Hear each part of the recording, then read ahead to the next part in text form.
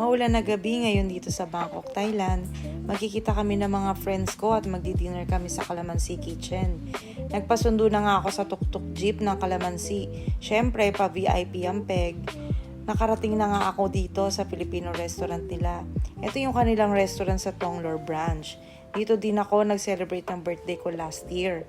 Ang ganda ng interior, di ba? Feels like home. Ito pala yung Kumari Bells ko na hustler na, beauty queen pa, o di ba? At ayan na, dumating na si Madam. Syempre, beso muna sa mga amiga. Ngayon kasi namin isi-celebrate yung birthday ng kaibigan namin na nasa Macau na si Len. Ito yung sisig Kapampangan nila. Napakasarap nito. Favorite ko to dito sa Calamansi. Ito din yung mga ibang foods na in-order namin. May pansit, fried liempo strips, laing, inihaw na bangus at tusok-tusok.